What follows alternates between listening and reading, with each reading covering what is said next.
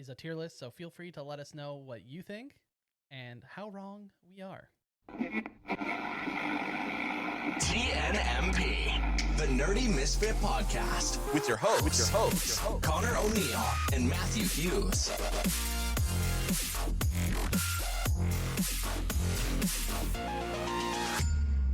What is up, everybody, and welcome back to another episode of the Nerdy Misfit Podcast. Oh, hey. What's up? If you're new around here, we talk about a whole bunch of nerdy topics. Obviously, by the title of this video, you're going to know what we're going to be talking about, which is X-Men related, which it's been a while since something X-Men related has happened. Since 97. In film. In film, even longer. Well, Deadpool 3, I guess, is... The closest. Yeah. But, yeah, so we have had a good chunk of anime-related topics, so we thought we'd take a little bit of a ganter down to superhero land for a bit. Memory lane, almost. Mostly because we also have a lot more anime topics that are just kind of... It's coming. They're just down the pipeline, so thought we'd fit a superhero-related topic where we could. This is a tier list, so feel free to let us know what you think and how wrong we are. Or how right we Or are. how right we are. That is true. Also, apparently there's a new feature on the mobile app for YouTube, which is a hype button. So if you go to the video and you see the comment and you swipe the comments, you can actually press hype, and it helps smaller channels get their videos noticed. So Cool. You should that'd be definitely do that then. a double thumbs up if you could do that for us, as well as subscribe if you're not already, and click the like button. Heck yeah. But that's enough out of us. Let's jump into the tier list. First of all, Matt, huge X-Men fan from comics and TV obviously and TV movie film, so- and whole shebang. are you excited to see how we do a combined tier list together? I'm definitely curious because I feel like there's some of these movies I enjoyed a lot more than the average person. Also, it's been a long time So- since I've watched some of them. Yeah, I have watched a couple of these semi recently, but I think nostalgia is going to go hard for a few of them, yeah, but well, hey, that's because that's there's part of grading a thing. it is, yes, because a couple of these, in my opinion, should be S tier. At least two. A of them. couple. At least two. Oh, okay. And And we've ordered them in release order. yes, Okay. I'm 95% sure. Okay, valid enough. Close enough. Close enough. I guess without further ado, X-Men 1, the start. I feel like this almost deserves to be an S tier due to the fact that it kind of almost helped start the wave of the new comic book films of Yeah, the 2000s, I mean- right? Yeah, this is literally the tipping point. This came out in 2000, Right? So this is so it's. I feel like Hugh this Jackman, is already where your the nostalgia start, is like the start hey, of this Hugh should be S. Jackman, who to this date has been Wolverine. To this date. And I also find it funnier because he is one of the only superheroes I've seen that got more buff the longer the movies went on, because he doesn't have abs in this movie, the first one. He just goes harder. He's and just harder. like, he's just average man looking. Like, no, it's not, he doesn't have that superhero bod. He's still good looking. Still good looking, definitely. Obviously, Still taller than the actual. the comic book accurate Yeah. Wolverine Yeah, is it's way exactly too like- tall. Ugh. I want to say A, Yeah, I'm willing because to, there I'm is a willing to couple go- I'm films just here saying that it does- nostalgia for sure. Not just that, it was the kind of almost the start. Then we got Yeah. Spider-Man and Blade was going on around and- that time and- too. And that and- little era, like that was a good little run going on Exactly. there. I do agree. But then during that same era, that's also when we got like Daredevil with Ben Affleck and Elektra, and And when was the last time you saw the first X-Men film? it's been a while. This like the special effects aren't that bad. No, there's other films on here that have worse special effects. To be fair, they so- also use a lot of practical effects, which Yeah. help in certain For sure. powers. Looking at like Wolverine, for example, yeah, like the claws look that good because they're practical. exactly Yeah. they just are props. So, A tier, A tier. I think solid start. yes. X2, I love X. S tier, baby. I think the overall story was a lot better. Yes. X-Men 1. Let's just say what it is. Nightcrawler's in it. S tier. Okay. Yeah, Nightcrawler is in it. X-Men 1, that was the focus on like Magneto like turning people into mutants to kind of be like mutants are the top, we're Yeah. the evolution of humans, we're top of the food chain kind of thing. And it was like it was okay. And then they did like the weird thing with Rogue. Yeah. where it wasn't really Rogue, like that Yeah. you think of when you think of Rogue in comics Exactly. or the like 90s TV show. It's not hashtag not my rogue. Is that how you feel though? Like through Yeah, this, yeah. I thought the actress is great for it, but the way they did Rogue as a whole just didn't really make sense. I'll always remember her as the from the Fly Away Home movie, Yes. which I feel like that a lot of people do not know what that movie is, but it's like I assume it must be a very Canadian movie, Yeah. or which is a movie about a girl finding like geese eggs and teaching them to fly And they south. fly away home. Yeah, But yeah, X2 back on track. S tier in my opinion. The story's a lot better. Nightcrawler looked Looked great. Oh, the makeup like fantastic. Alan Cummings great cast for Nightcrawler too, especially I like don't know if he's a great casting for. I enjoyed it Nightcrawler for that now, time. but For that time, yeah. I mean, we know he's officially casted Yeah. to be. He might look a little older, Yeah, but that could be incorporated into their story. We don't know yet. I'm just saying maybe they're going for a little bit of nostalgia vibes, Well, but definitely. But yeah, Nightcrawler. I feel like this movie, even for people that maybe perhaps didn't know about any of the X-Men, didn't watch the TV shows or read the comics, I think he got some more fans. yeah, and they kill Jean Grey at the end Yeah, that was of this film. emotional. So like that is like a twist, big twist. big twist. You know, and they hint at Mystique being Nightcrawler's mom. Like there's a throwaway line that like hints at it and stuff like that.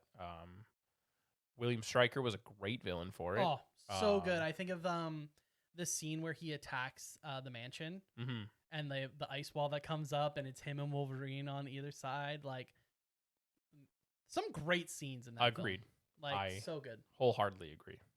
Maybe I know that Colossus. Some people were maybe a bit Yeah. disappointed that he wasn't. One, he didn't have the accent, right? Yeah, he was not the And he wasn't, like, Russian. He wasn't huge. Yeah, he was just a dude. He was just a a bigger dude. metal dude who's more of a kid, which Yeah. I kind of didn't mind because he was in the house with all the kids. Like, they obviously didn't want him to be one of the major X-Men. Yeah. That the focus. So it was more of. I almost think it was more of a Easter egg, a name dropped Easter egg. Seeing Kitty him, Pryde also first appears in this movie, I believe. who and becomes a also mainstay. Pyro as well. He becomes more prevalent in this movie too. Lot of characters. Like yeah, but not like nowadays. I feel like we have so many characters per superhero film, but this one treated it properly. but you almost um, need like X-Men. That's part of the X-Men. Yeah, Like they don't all have to be involved in every story, Exactly. but it's nice to know. Oh, there they are. yeah, There's that character. Oh, there's Colossus. Like he is there. He's at the mansion. He's Yeah. helping out. and this film also talked about like actual issues too, so like coming out to your parents as a mutant. Like Yeah. they for 2002 or wherever it was, like that was kind of a big thing. Yeah. There's big focus on like political issues that Yeah. mirror our own world in some ways. So Yeah. it was very, very good, well put together film. Exactly. Now to X-Men: The Last Stand. Yeah, now they flip the fucking sorry, they Oh. flip the script here. This is gonna be a C tier for me. C tier. I almost want to say it's D tier, to be honest. Nah, because there's like a couple movies on this list that We can are- always adjust the list yeah, depending, but but C tier I feel like is good. It it was a mess. was a mess. They did not know what No. they wanted to do. I think it felt so. And you know what's kind of funny? This is one of the original "We're doing too much" films, Let's and- cover one of the biggest stories in comics but there for are other these things in it. characters, but we're gonna throw XYZ in this, and we're gonna try and kill off characters and just Just make them come of Yeah. it, and then no one ever learned. Later Nope. on, no one ever learns, and it's like, hey, remember X3? They did too much. They were trying too much. They didn't just follow. And to be fair, it was a very massive story, and we've learned, as we'll get to, that big stories in comics, if you haven't done the groundwork, it's hard to just fit it all in one Yeah, film. Like, exactly. the Phoenix Saga is not something you can just No, do. it was like I swear it felt like 10 episodes in the original X-Men 90s show. Well, and think of like how much is just going on when you're reading the actual story. There's so much setup even at the start before Yeah. it's really the story, and characters we've never even met are in the Phoenix Saga. Like they haven't never been introduced. They also or- introduced like bigger characters too, of like the Juggernaut and like the whole mutant propaganda of like taking her powers away. There was just a lot going on, and then they started mixing characters as well, and like it was just too much. Yeah. So C tier in my opinion, because C-tier. there's films. I think if they remove like the whole Phoenix element, remove all that shoehorning, Yeah, I do think the story of the whole mutant cure is interesting. yeah, it could have been. It was just too much. I don't know if it cure. much makes sense because it's like the genome and stuff. Yeah. I don't really know if you can really change that past someone being already born, but it's it's a comic book film.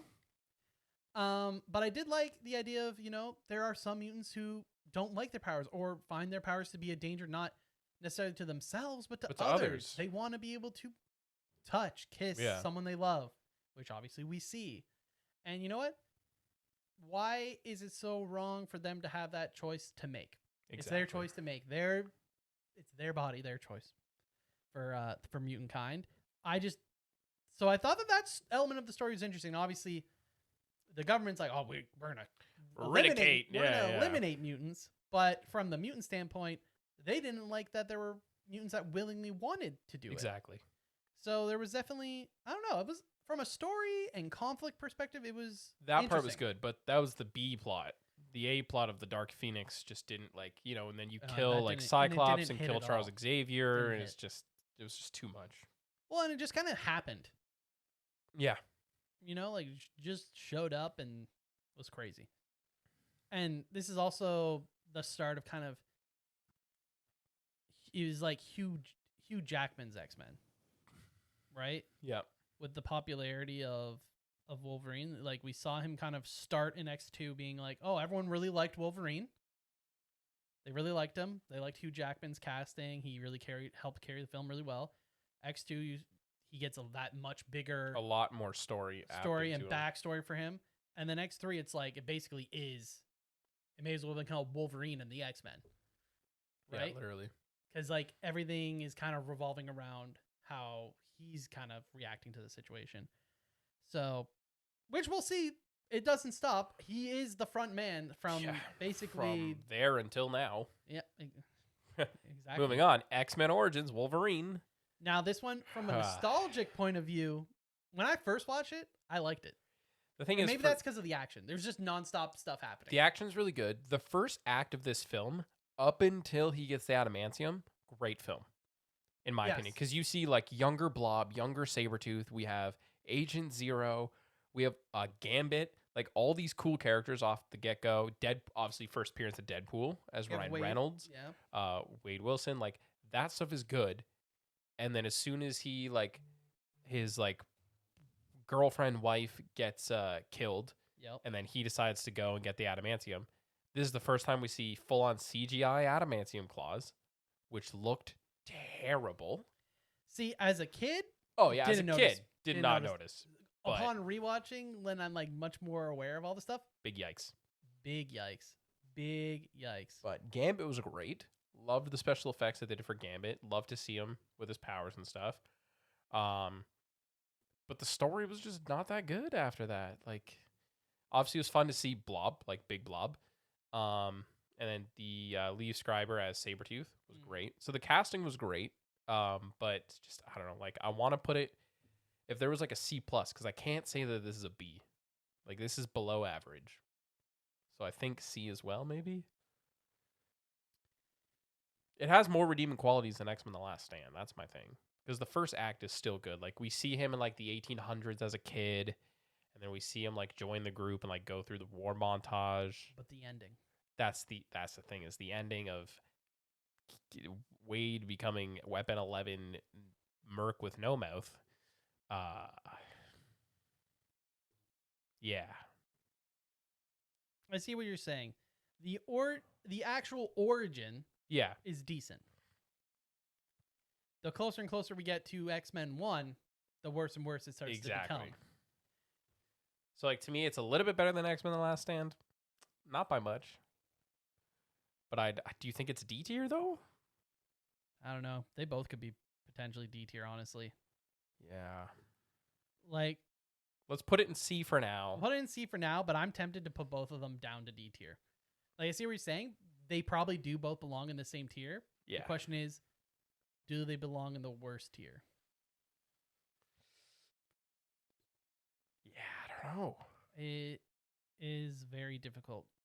First Class, I think this is an easy A. A. Yeah.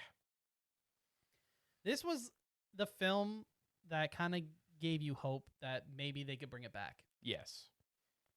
I remember, I think we see this one in theaters together? I don't know if we knew each other at this point yet. I just remember But- seeing this film and being like, huh, it was good. All-star cast. Like, Oh, yeah, like unreal Nicholas cast. Hoult as Beast, like Jennifer Lawrence as Mystique. You have James McAvoy. Like, you have like all these great casts. You have Kevin Bacon as the villain. Like, we saw Azazel, who is like Nightcrawler's dad. Like all these special effects looked good. Special effects were good. Story was Was good. We had Charles before he was in a wheelchair. And I thought that was a cool little thing because I feel like a lot of non-comic book readers, they just know Charles Xavier as the guy in the chair. yeah. Bald man in the chair with Cerebro. Yep. So it's kind of cool to see him in the field. Exactly. The And kinda true see that origin of X. The relationship between him and Magneto and how they kind of come apart. Michael Fassbender is the actor that plays Magneto. Oh, he's so good. He was, yeah. Honestly, like these two playing younger versions of like Patrick Stewart and Ian McKellen, great choices. They are great. I almost wish they kept him going, to be honest. Yeah, I do They agree. still could, maybe. You never know. You never know. But yeah, A tier for sure. This one's tough. The Wolverine. I barely remember this film. Takes place in Japan. Takes place in Japan with the Silver Samurai, and it's like a weird epilogue to X the Last Stand because he's having nightmares about Jean and stuff. Yeah, it's kind Pretty of like, forgettable if you ask me. it's kind of like a pre-Old Man Logan. Like, Yeah. what's Wolverine up to after all Oh, he's this? just hanging out with Japan because he's the face of the X-Men franchise now. This one's really hard to rank because I can't remember like the complexities of the actual story. And in and itself, I feel like that should say like you don't really desire to rewatch it. Yeah. C. Like just plain and simple. Cool art though Yeah. for For the cover. the movie. Yeah. This next one. Yep. No need to talk about it. Just S tier it. You just want to throw this right in S tier. X-Men, Days of Future Past. It's my favorite X-Men film.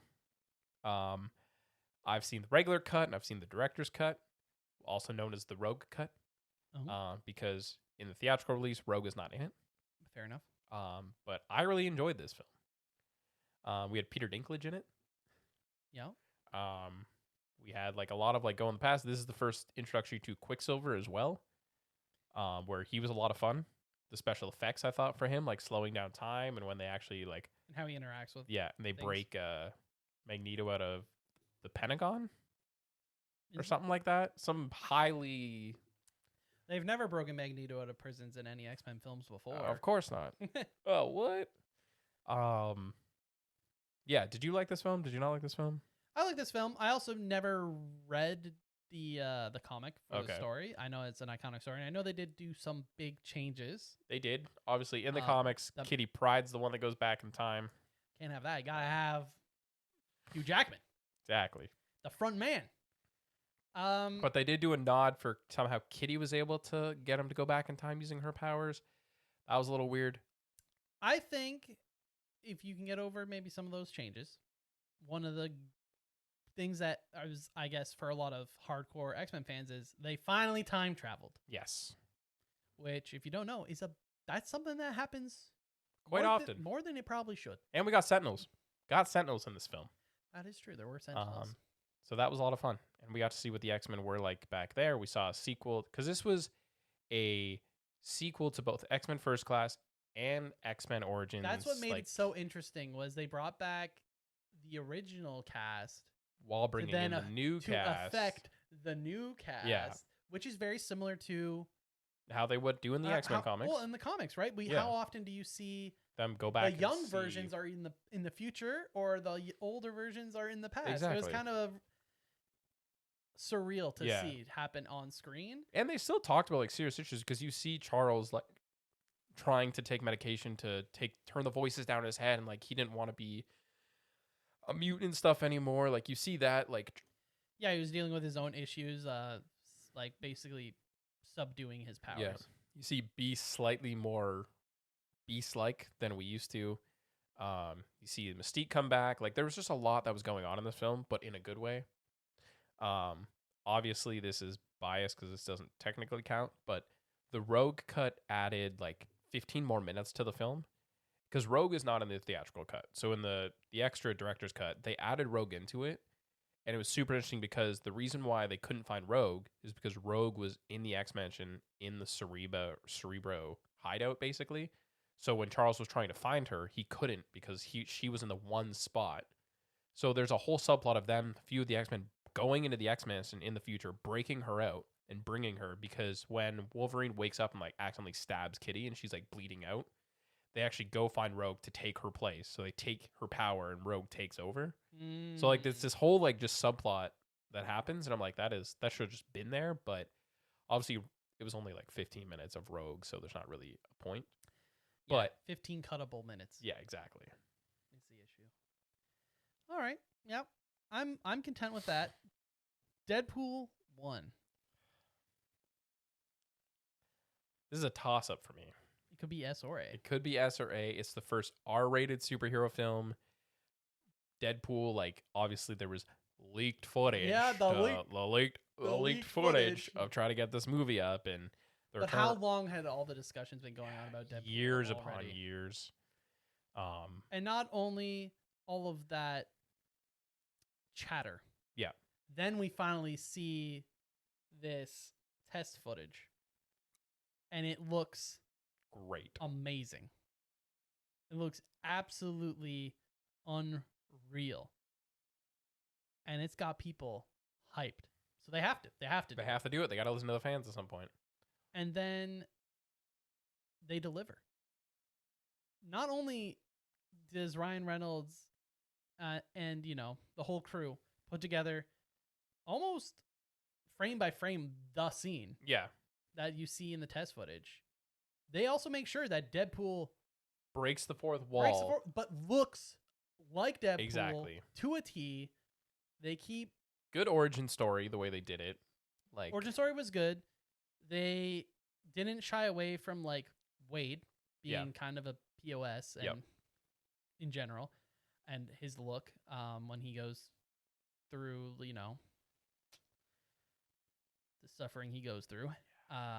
But I remember being like, is this potentially one of the best superhero costumes we've seen? Like, that's how good it looked. Yeah. And just it almost, I know a lot of people are like, Ryan Reynolds is Deadpool. Like, he is, obviously, but it's more just how much fun he has with the character. I think that's why you get that feeling, is just he really is he plays into the character very so passionate much about it. And this goes for an actor in any role that they're showing that level of passion. It always just comes through where you're like, they are that character, and it's because you can see how much they're putting into it. Exactly. And he really does put his heart and soul into Deadpool, especially in this film. Like, this is basically his baby. I'm tempted to say S. Just put it in S for now. I'm just realizing that like there's like a lot of films in S. We'll have to do some adjusting, I think. So we'll put Deadpool in S. Next one, X-Men Apocalypse. Just put it in D tier. I love the memes from this movie because people are like, oh, like Oscar Isaac's going to be in Doomsday, and everyone's like expecting him to be Moon Knight. But I've seen the memes of people and like, oh, he's going to come back as Apocalypse. Let me ask you this. When they announced that they were doing X-Men Apocalypse, how excited were you to see Apocalypse be in an X-Men film? I was definitely excited to see Apocalypse in a film, but I was so worried because like it was like X-Men Last Day covered the Dark Phoenix saga, which was terrible. But Days of Future Past was a good coverage of the story. That's the issue, right? They First Class, good. Days of Future Past, good. good. You're like, so I'm like, okay, can we get a good successful trilogy here? The answer is no. No, we cannot. no. James McAvoy was bald at least, which was cool. We got to see That's your highlight. we James got to see a McAvoy was younger bald. Nightcrawler, but was not that good. Younger Storm was okay. I think Quicksilver dies in this film. I can't remember. There was another explosion in the X Mansion, got blown up, and he sped to. Storm save was one of the everyone. Horsemen, right? Yeah. Yeah. It was like Magneto, Storm, Psylocke, and someone else. Not Angel. No, I don't think so. Maybe? I think Angel was in that maybe movie. it was Angel, but yeah. I don't know. I can't remember. Yeah, so it's safe to say you were pretty disappointed then. Pretty disappointed.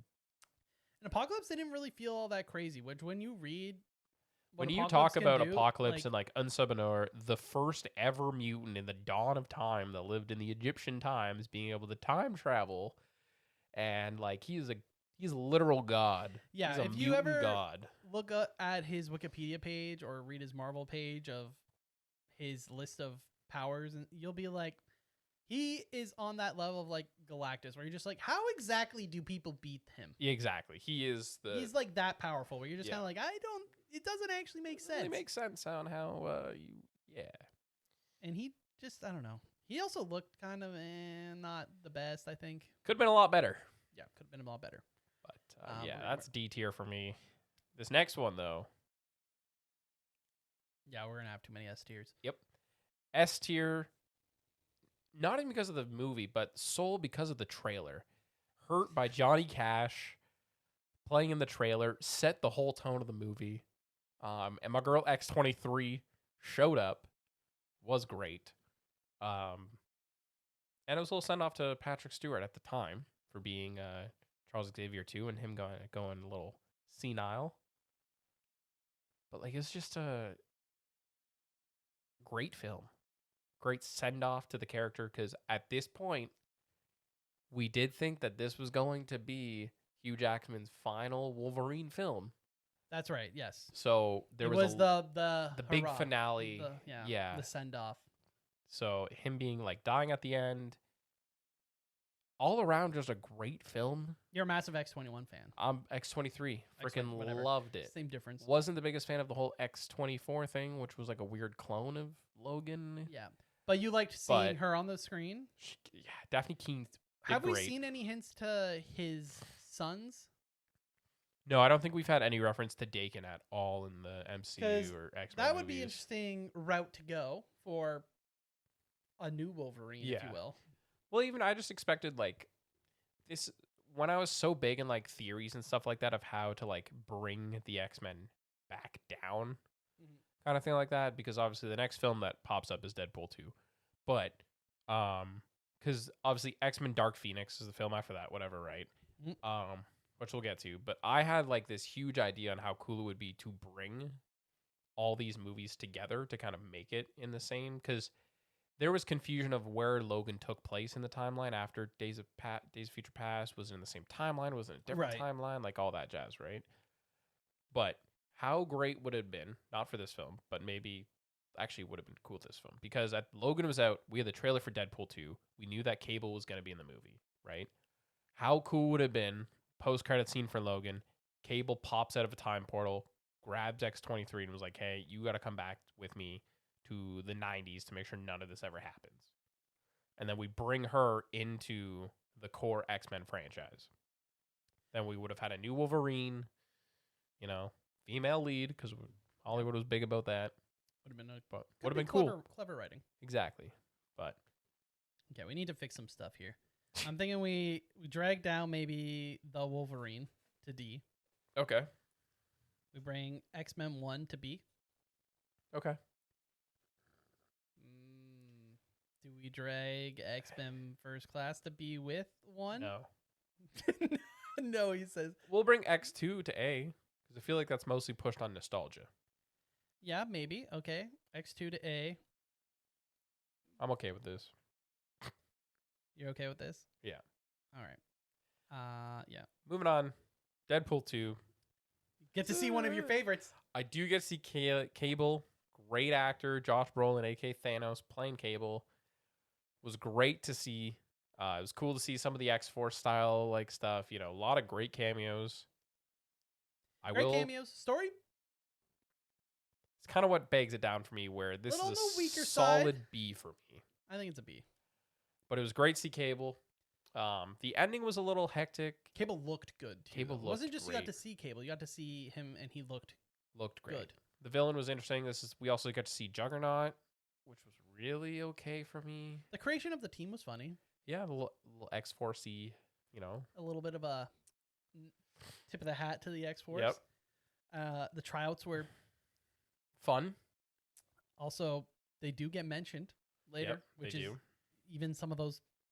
Characters come back. Yeah, it's It's weird, but it's a time. how can luck be a power? Yeah. But yeah, I think solid B for Deadpool 2 for sure. This next one, X-Men Dark Phoenix. These next two are a bit Well, for me. for you, First of all, yeah. haven't seen the New Mutants. I can I- talk all about that. Okay, Don't perfect. you worry. We'll take that as, yeah, I ha- X-Men Dark Phoenix. I have Fudge. seen Dark Phoenix. It was a mess. It's a D for me. Now, where is it on the D scale? Worse than Apocalypse. It's the worst X-Men film. You think it's the worst X-Men film? Yeah. What makes it the worst? They X-Men arguably film? did it worse than The Last Stand. From what I don't Well, the obviously Last remember. Stand is actually is a C tier. That's what I according mean. To our list. So, in my opinion, they did it worse this time around. But what's worse? What made it worse? I just don't think the acting was that strong. Oh, you think the casting was bad? I think the casting was not the strongest to start with, from But what I can remember. Does the writing help with that? Sometimes it does, sometimes it doesn't. Oh, okay. I don't think the writing was that strong. I don't think the characters were that strong. I think it was just. I feel like they're like, okay, so we did the Days of Future Past. That's a big storyline. Okay, we introduced Apocalypse. That's another big storyline. They're We'll just trying to hit the big. We'll just do Dark Phoenix and we'll call it a day. And it's just didn't work As if the you can first just time. as you could just do Dark Phoenix. Exactly. You introduced Jean Grey like last movie, but sure, let's get her to be just crazy. And how? So you didn't feel like Sophie Turner did a great I job? think she did okay. Okay. For me personally, I don't know. Do you think it's a D tier or are you? No, I'm definitely okay with it being Okay. in D Yeah, tier, yeah. I'm just curious from your point of view of what like stands out as not being good, because I do think pretty much all the elements of the film were done Poorly. Yeah. I think it's Um, got a cool Wolverine Easter egg. And if I recall, like I remember, was it like the amount of reshoots and Yeah. I think it got pushed back a couple times. Like, did feel like it was just a mess of a movie altogether from start to finish. I just really don't remember this movie, and I think they tried to get Mystique to be good and like part of the X team or something or other. This one and X-Men Apocalypse kind of blend together in my head, to be honest. Well, and like Jennifer Lawrence didn't want to be part of the films anymore. Yeah. Not memorable, not good. Almost honestly, probably just want to forget. That they tried to do it again. Then they'll try to do it again. Oh, definitely. If the X-Men gets greenlit again, we're gonna see it. But maybe they'll take it more seriously. For me, if they want to do the Dark Phoenix right, they have to start with some sort of introduction film of the X-Men kind of doing whatever. Doesn't have to be a big storyline. Could be a new storyline that they may come up with. But they need to start foreshadowing the Phoenix. If they want to do the next big like phase of if the Marvel movies keep going for the next 10 plus years, like if you do an Avengers versus X-Men story, Dark Phoenix has got to be connected to it. Yeah, I think you need to introduce some of the characters that you'll see in Dark Phoenix, and you need to maybe even foreshadow in some way that the entity exists. Yeah.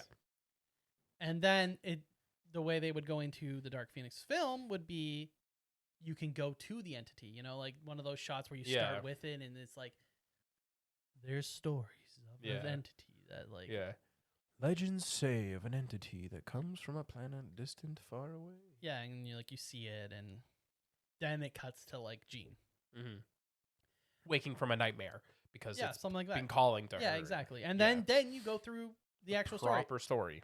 Do you cover all the dark element, like Depends. the sussy, sketchy elements? Maybe you do, Maybe some of it. because that's kind of what makes it's such an insane story to read. If you've Yeah. never read the Dark Phoenix and you take anything from this, read Read the Dark read Phoenix the Dark saga. Phoenix saga. Like it Yeah. is, The fact that it's called the saga should give you enough. it is probably one of the most insane comics ever.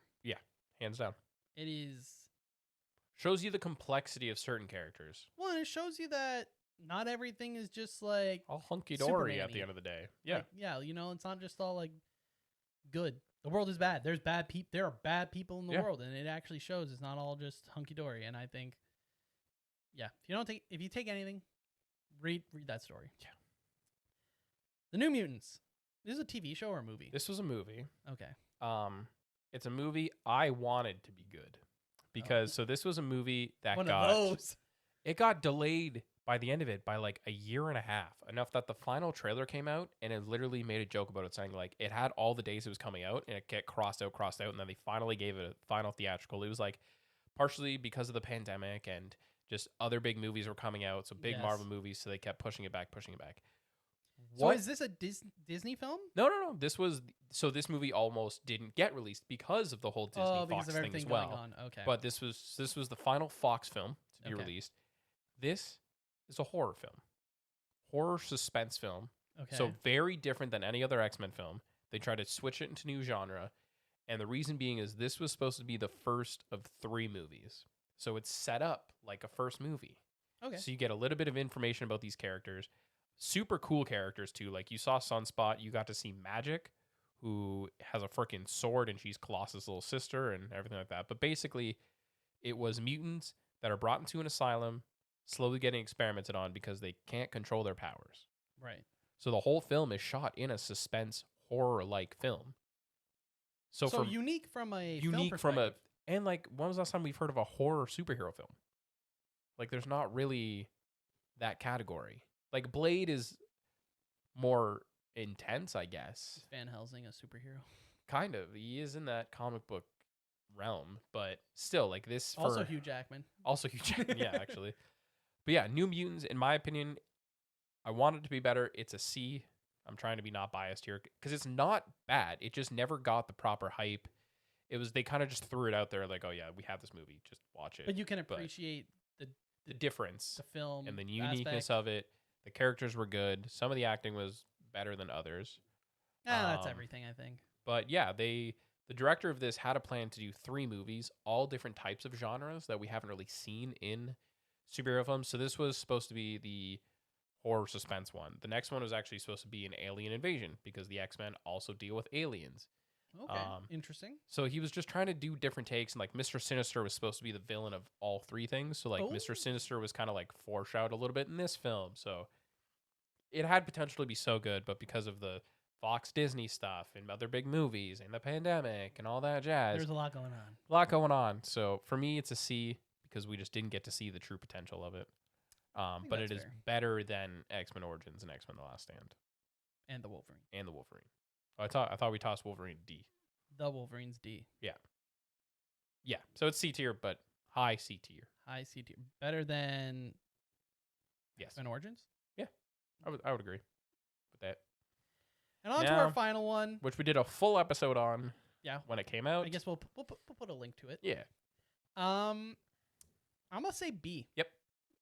Now, hype wise, it's like an S. yeah, S plus S plus. for the hype of return of Hugh Jackman. Getting to see Hugh Jackman in a yellow suit. Yeah. Getting to see Hugh Jackman and Ryan Reynolds finally be Deadpool and Wolverine on screen. The return of Blade, X-23. On screen as their actual Yeah. characters, not as whatever, Same actors. not as whatever you want to Uh, call Wade Wilson from. Yeah. We got Jennifer Garner come back. Yep. We even had freaking Tons of like Channing Tatum yeah, as Gambit. Tons of Easter eggs, pulls from all the classic old films that you may like, right? Like you said, we got Elektra, we get Blade, we get the OG Fantastic Four with Chris Evans. yeah, like or the there's Human Torch. so much. It was very fun, and we talk about it in our review of it. It was like a '90s kids. Yeah, it was just full nostalgia. It's like it was like all nostalgia, music wise, references. Everything. So it definitely probably didn't hit that same spot for some people, whether they're older or younger. And the story was Pretty weak. But the film was fun. Film was fun. The whole weird minivan fight was so Insane. out there, but it was weirdly well choreographed. Like, Yep. there's just a lot of good things that come out of this film where the story is weak, but everything else makes up for it a little bit. Obviously not as good. Yeah, the whole Deadpool's Bob. Is that what his name? I can't. Dave. Some generic name. From Deadpool 2. Yeah. It was good. The story was definitely its weakest point, but I don't think many people were going in there for the story. Yeah. You're going in there for the vibe, the experience. Fun. I will say, is Deadpool in general, and this is, I mean, some people love Deadpool and still love Deadpool, have read all of his comics, but he is one of those characters that, like, you can get tired of him. Yeah. The fourth wall breaking comedicness is like, it's not for everyone, but it can get real stale real quick. Yeah. So some of the jokes maybe were almost too, like, repetitive almost feeling. The opening was great. Mm-hmm. Might be one of the best parts of the film. That whole opening sequence with the titles, like the title, that was the whole bye. Yeah, that was whole chef thing was kiss. great. And just it, and in using the skeleton, and it's just that was great. Also, obviously, bringing technically both of them in a way connected to the MCU. Yeah, with the TVA and. So in a very roundabout way, they are kind of MCU-ish characters-ish. Yeah, solid B. Yeah, I think a solid B. B for could be better, but I enjoyed it. Yeah. But could be worse. Could be worse. Yeah, could be worse. But in conclusion, in the D tier, we got The Wolverine, X-Men Apocalypse, and correct. X-Men Dark Phoenix. And that is the order that... Yeah. C tier, we got The New Mutants. Yep. X-Men Origins Wolverine, and X-Men The Last Stand. Yep. B, don't know how you have it organized, but I have X-Men, Deadpool 3, and Deadpool 2. I feel like that is an appropriate order. Yeah. And then A, we got X-Men First Class and X2, X-Men United. These are really A pluses. They're like almost S, but not quite. And then the S tier, the best of the best of the best, I have it in Logan, X-Men Days of Future Past, Deadpool. I think that is a very good order. Which means Logan is by far the best X-Men film. Yeah, and there's not... The X-Men are dead. Yeah. There are no X-Men. It's a solo film. But it was just a very emotional. Music was fantastic. Special effects, like the practical effects. Journey, just the raw emotion. You could tell, like... I think for us too, like, you know, well, everyone's saying goodbye to Hugh Jackman. Hugh Jackman saying goodbye to the character. Or at least that was the thought. That was the plan there. And you could it really shows through his performance. Like he was like, "This is it. Like this is my final ride." Yeah, it was. But also for people like us, we grew up watching these films. Like this is a character from 2000, the first X-Men film, to now. Like this is a character we saw him grow up. 20 plus years of Hugh Jackman as Wolverine, and that was a very... If he never did the Deadpool and Wolverine, like, what a beautiful way to end out a character. Yeah, and it's very good that they also were like the whole Logan thing, like that the Wolverine we are with is not Old Man Logan. Like, they didn't kind of pollute that version of the ending. Like, this is a completely different Wolverine, which is like so easy to do when you have like it's the like multiverse is a thing. But man, it really was just beautiful. And if you've never read Old Man Logan, also... the whole universe of Old Man Logan with Old Man Hawkeye, Old Man Star-Lord. Just such a good And I think part of what makes this film good is they took elements from, like, lots of inspiration and elements from it, but they didn't try and do an exact retelling. And they never really were like, yep, it's this. Yeah, this is Old Man Logan inspired. They took a lot of the vibes, the feelings from it, but they wrote kind of their own story, and it was great. Yeah, because in Logan the film, you have Charles Xavier who accidentally killed the X-Men. You know? In Old Man Logan, it was Logan. Yeah. He was mind messed up and killed the entire X-Men. So obviously they didn't do that, which I am okay with because I think this is a fun take on the story of Wolverine. And it's also like interesting to think like Charles Xavier is an Omega level mutant threat. Like it. So it's not out of the question that this could that actually could happen. happen. Exactly. I thought it was a very. But also Logan trying to like take care of him and stuff. Oh, it was is so just, sad. Yeah. It was so sad. You had Caliban trying to help too, and like it's phenomenal film. Great, just fantastic. But in conclusion, if you got this far, how would you rank the X-Men films? Do you agree with this? Do you think X-Men Dark Phoenix was not that bad? Should it be somewhere else? Or X-Men Apocalypse, you know? What was your favorite appearance of Hugh Jackman? Because he was in all of these films except for like one. My favorite Hugh Jackman is My favorite Van X-Men Helsing. film of Hugh Jackman's Van Helsing. My favorite was when he was in Enchanted. I like when he ran the circus. I love when he fought robots. He's a magician. In a real steel. Oh, yes, he's a magician too. But in conclusion, thank you so much for watching, liking, subscribing. Remember to do that new thing Connor said. Hype this up. You know, see how far we can get this particular video. It'd be a lot of fun to see that. And let us know in your comments below on Spotify or on YouTube. Yeah. What you thought about this X-Men lineup. And why we're wrong. And why we're wrong or why we're right. We're wrong. We're definitely Until wrong. then, see you next week for more of our back to normal chats. Yeah, About to anime. Back to our regular schedule programming where we'll be discussing how insane the summer season has been. Because it's been pretty crazy. It's been absolutely crazy. But until then, we'll see you next week. Goodbye. Bye. TNMP, the Nerdy Misfit Podcast. Don't forget to join the island by dropping a follow. Thank you, and see you next week.